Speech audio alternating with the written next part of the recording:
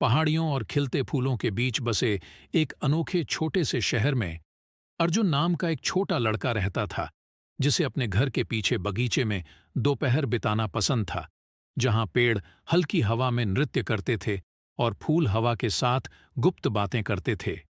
एक धूप भरी दोपहर में अर्जुन ने अपनी पसंदीदा गेंद ली, जो उसके चाचा ने उसे उपहार में दी थी, और बगीचे की ओर भागा।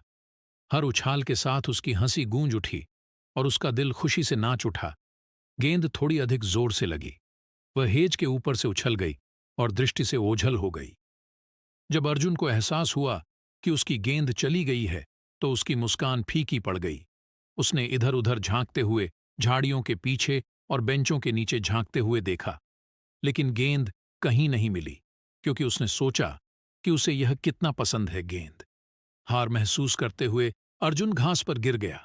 उसके कंधे निराशा से भारी हो गए, लेकिन फिर उसे वह बात याद आई जो उसकी दादी हमेशा उससे कहती थी, यहां तक कि जब चीजें खोई हुई लगती हैं, तब भी उम्मीद मत खोना।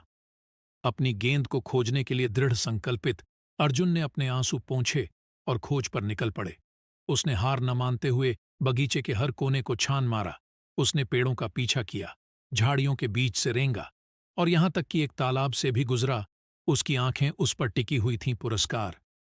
घंटों बीत गए और सूरज क्षितिज से नीचे डूबने लगा, जिससे आकाश नारंगी और गुलाबी रंग में रंगने लगा।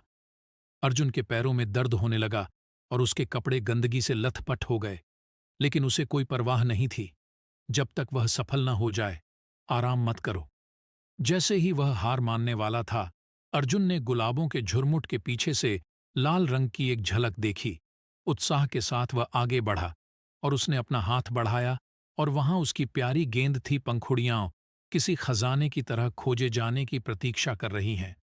जब अर्जुन ने गेंद को अपनी छाती से चिपका लिया, तो उसका दिल खुशी से उछल पड़ा। वह थका हुआ था, लेकिन बहुत खुश था। वह घर वापस चला गया। उसके कदम जीत के साथ हल्के थे, और जब वह उस रात बिस्तर पर लेटा, तो यह जानकर मुस्कुराया, कोई फर्क नहीं पड़ता कि चीजें कितनी खोई हुई लगती हैं। थोड़े से दृढ़ संकल्प और ढेर सारी आशा के साथ उन्हें हमेशा दोबारा पाया जा सकता है।